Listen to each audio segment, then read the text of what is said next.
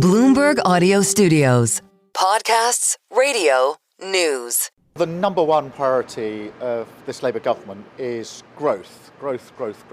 And by that I mean wealth creation. We have to get our economy working. I think we're beginning to see how that's turning around, and we'll build on that as we go forward. Growth. I think he wants growth. That's Keir Starmer and his pitch to British business. But are they buying it? That's the question. Hello, you're listening to Bloomberg UK Politics. I'm Lizzy Burden. And I'm Stephen Carroll. Welcome to the programme. Lizzy, people often ask me that because I work on the radio, does that mean I get to dress casually when I come to work? And one of the reasons that I can't is because you never know who you're going to bump into in this building. It is quite big. And today, it was the Prime Minister. So this is Keir Starmer driving forward with this message that he's trying to grow the economy as a number one priority. He's been here meeting CEOs at our European headquarters in London. Part of this crucial week for the government. We've heard the messaging start last week in Davos, and they're trying to turn around the narrative on the economy. Rachel Reeves and Keir Starmer have been winning over business since before the election, it's fair to say, but things have been a lot harder since the election. Yeah, the budget was a real turning point when it came to business sentiment. The head of the CBI, the Confederation of British Industry, Ray Newton-Smith, called that budget a tough budget for business and criticised the policies in particular, like the increase in employers' national insurance contributions. So that set off a spike in government borrowing costs before another market rout earlier this month, which saw gilt yields rise to levels not seen since the global financial crisis. And in large part, that was because of fears about the trajectory for the public finances. Now, the Prime Minister and the Chancellor are, as you say, doubling down on their growth message ahead of a key speech tomorrow from Rachel Reeves, and they really are doing their best to convince business leaders and markets that the Labour government is on their side. So let's bring you a little bit more of the Prime Minister's conversation. Speaking to our colleague Francine Lacqua here at our offices this morning after his meeting with those CEOs. What you've seen in recent days is a number of announcements about how we're going to strip away regulation, strip away the inhibition of planning, use AI to take us forward. And so today we've had the opportunity across a number of sectors to have a really good discussion about how much further we can go. But the number one mission is wealth creation. Prime Minister, how do you look at, of course, tariffs? You had a very productive call with President Trump. He's going after the EU in terms of tariffs. Do you worry that he'll go after the UK next? And how do you straddle that? Well, I had a very constructive call with President Trump over the weekend, very positive. And of course, there's a long history between our two countries. It's a special relationship. We've fought together in wars. We've, worked so hard on security and intelligence together. And there's a huge amount of trade between our two countries. I think that's to our great advantage. I think that's something that we can build on.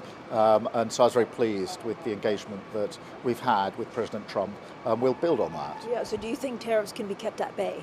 Well, we will work constructively with the US. Look, we've got a huge amount of trade between our two countries already. So the base there for even better trading relations, I think, is already there. We need to build on that. And that's the mindset that I bring to this. It's the mindset that President Trump brings to this. Prime Minister, on Greenland, do you think it has to stay part of Denmark? Well, I'm not going to comment on issues that are not central to what I have to deal with in relation to the UK and the US relationship. It's a special relationship. It's been there for a very, very long time, and there's a shared intent between myself and the President to build on that. So there was Keir Starmer speaking to Francine Lacqua after his meeting here with CEOs, including the bosses of Lloyds Banking Group, Nationwide Building Society, BAE Systems and Tesco. Well, he's certainly talking up the country's prospects, but is it enough to convince industry leaders? We had a conversation earlier with a big name in British business. That's Dave Lewis, who is now the chairman of Xlinks, a renewable power project and undersea cable linking the UK and Morocco. But he's perhaps better known for having been the CEO of Tesco until 2020. And Sir Dave says that words might not be enough when it comes to getting business on the government side. I was at the investments conference that they ran before the budget. I think the narrative was spot on, really very supportive. But I think what any government needs to realise is it's not enough to just say something here. You can't talk your way to growth. It does require a very joined up. And by that, what do I mean? I think government works very vertically. Its silos are very vertically. Business needs a horizontal government that can put together trade, energy, treasury, FCDO in a joined-up way. So it's not enough to say, yes, it helps, by the way, taking away some of the regulation, taking away some of the processes we talk about, all help. They speed up, they make it a more attractive place for people to invest. But it's very important that you've got a joined-up, clear articulation of what your strategy is. So the investment, the industrial strategy, the 6 pillars, the idea that you have a national welfare, fantastic.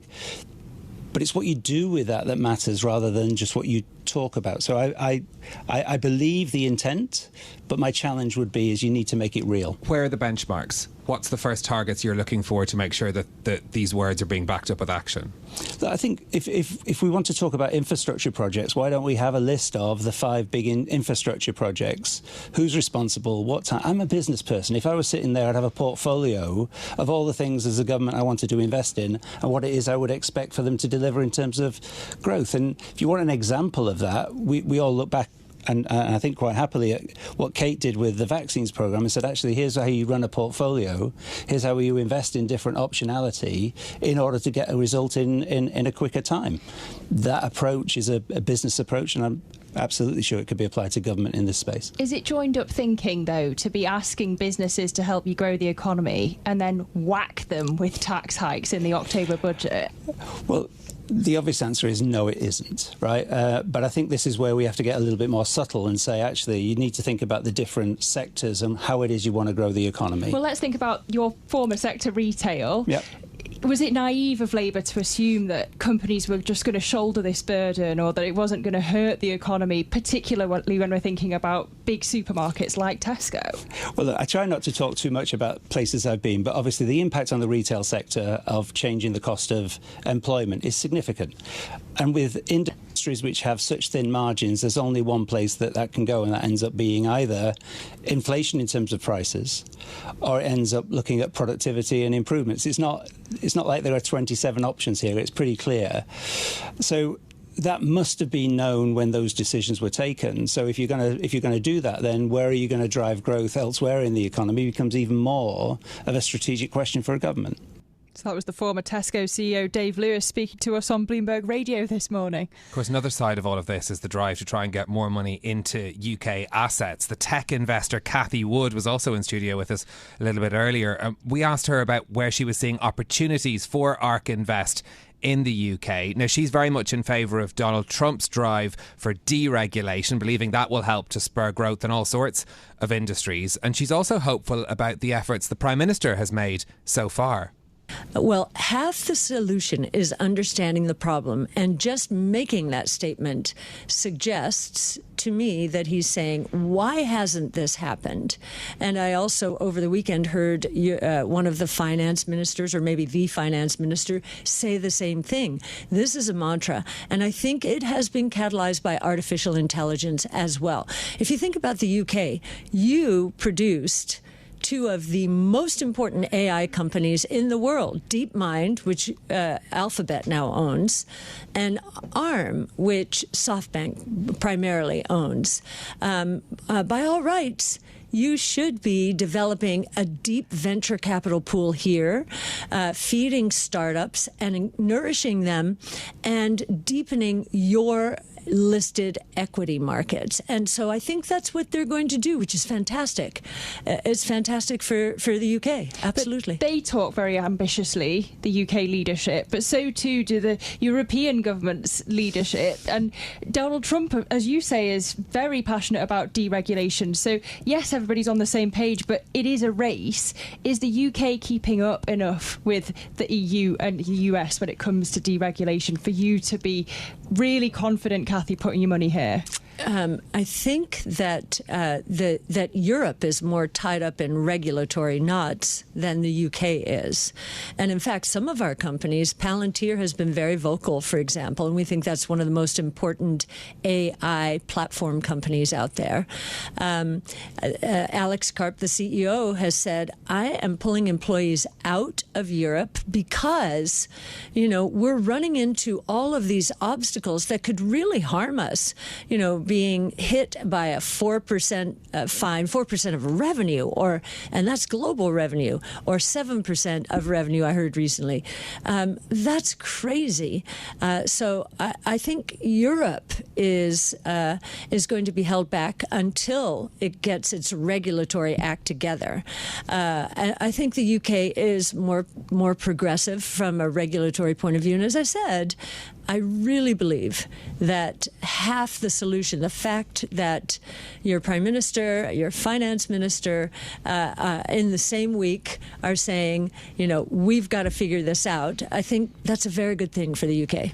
So it's Cathie Wood, the CEO and founder of ARK Invest, speaking just a little bit earlier about the government's drive for growth. And look, that would have been music to Keir Starmer and Rachel Reeves' ears, that the UK is taking the right approach when it comes to regulation, making all the right noises and showing that it really means its message for growth. So we have a point of view there from someone with great experience running a British business, a foreign investor, and also a hearing from the Prime Minister himself. This is the drumbeat, Lizzy, that started, if you want to point back to just even Davos last week, when Rachel Reeves said the answer can't always be no when it comes to big infrastructure projects, counting down to this big speech tomorrow.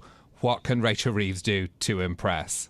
Well, they've got a really uphill battle, because you'll remember all of the gloomy messaging post-election has already weighed on the UK economy. So yes, she's trying to pivot to optimism, but the question is it coming 6 months too late? Just to give you a flavour of that recent data, we had UK consumer confidence on Friday at its lowest in more than a year.